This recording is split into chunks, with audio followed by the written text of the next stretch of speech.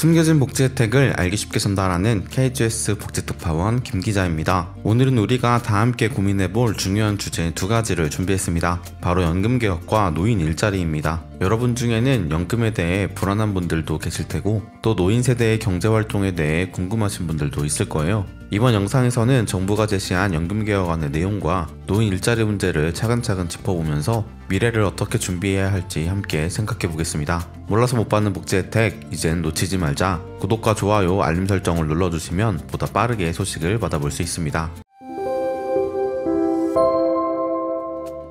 먼저 정부가 최근 제안한 연금개혁안에 대해 알아보겠습니다. 윤석열 대통령이 연금제도 개혁에 강한 의지를 보이며 노인은 가난하고 청년은 믿지 못하는 지금의 연금제도를 개혁해야 한다고 강조했죠. 현재 연금제도는 지속가능성에 큰 문제를 안고 있기 때문에 이번 개혁이 꼭 필요하다는 점에서 많은 공감이 이루어지고 있습니다. 정부는 세 가지 주요 목표를 설정했습니다. 첫째, 재정 안정화를 위한 방안입니다. 연금 보험료율을 인상하고 기금 운용 수익률을 높이며 자동조정장치 도입을 검토하자는 내용이 담겨 있습니다. 특히 보험료율 인상은 필수적이라는 의견이 많습니다. 지금까지 보험료율이 9%로 유지되었지만 정부는 이를 13%까지 올리는 방안을 제안하고 있습니다. 이는 OECD 국가들의 평균 보험료율인 18%와 비교하면 여전히 낮지만 현실적인 첫걸음이 될 수 있습니다. 두 번째로는 자동조정장치 도입입니다. 이는 연금급여와 물가, 인구 변화 등을 반영하여 자동으로 연금액을 조정하는 장치입니다. 많은 OECD 국가들이 도입한 이 장치는 연금제도의 지속가능성을 확보하는 데 중요한 역할을 하고 있습니다. 다만 연금수급자의 급여가 줄어들 가능성이 있다는 우려도 있어 이에 대한 섬세한 논의가 필요합니다. 마지막으로 노후소득 보장의 강화를 목표로 하고 있습니다. 정부는 국민연금 소득대체율을 소폭 인상하고 기초연금액을 늘리는 등의 방안을 검토하고 있습니다. 특히 저소득층의 보험료 지원과 의무가입 상한 연령을 조정하여 노후의 빈곤을 줄이는 것이 이번 개혁안의 중요한 내용입니다. 이번 연금개혁안의 핵심은 세대 간 상생입니다. 미래 세대에게만 부담을 전가하지 않고 현재 세대와 함께 연금의 문제를 해결하려는 것입니다. 이는 연금개혁의 논의가 단지 지금 세대뿐만 아니라 다음 세대까지 연결된 문제임을 강조하는 부분입니다. 물론 이 연금개혁안에 대해 찬반 논란이 뜨겁습니다. 자동조정장치가 연금수급자의 소득을 줄일 것이라는 우려도 있지만 젊은 세대의 연금 불신을 해소하고 모두가 함께 부담을 나눠 가져야 하는 현실적인 제안이라는 의견도 많습니다.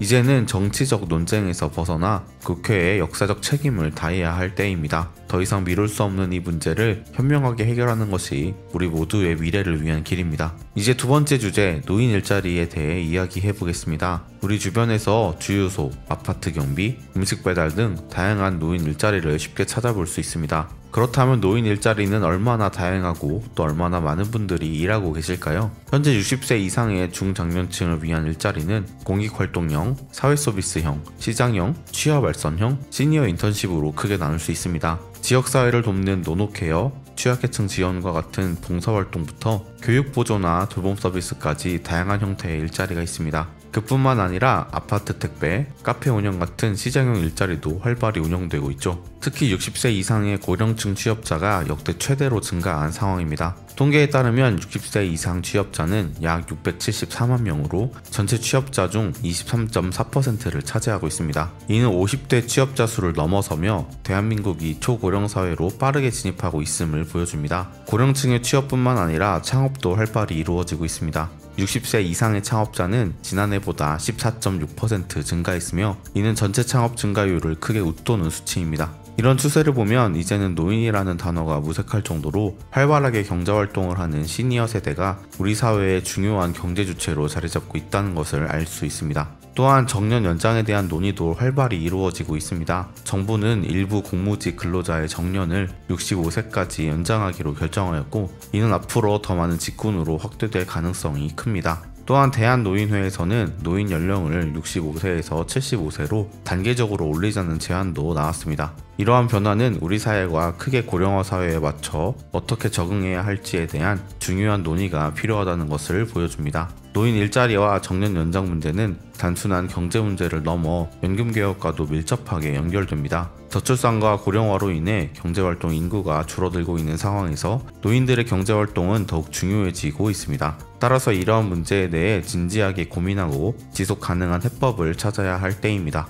오늘의 연금개혁과 노인 일자리에 대해 알아보았습니다. 변화하는 사회 속에서 우리의 미래를 어떻게 준비해야 할지 많은 생각을 하게 되는 시간이었길 바랍니다. 연금개혁은 미래 세대를 위한 중요한 과제이고 노인 일자리 문제는 우리 사회가 맞이하고 있는 현실을 보여줍니다. 앞으로도 이 문제에 대해 많은 관심과 논의가 필요합니다. 여러분의 생각은 어떠신가요? 댓글로 여러분의 의견을 남겨주세요. 놓치는 혜택이 없도록 숨겨진 정보를 찾아 나서는 복지특파원 저 김기자가 앞으로도 도움되는 소식 전달해드리도록 하겠습니다. 채널 구독과 좋아요, 알림 설정 부탁드리며 더 좋은 정보로 찾아뵙겠습니다. 지금까지 KGS 복지특파원 김기자였습니다.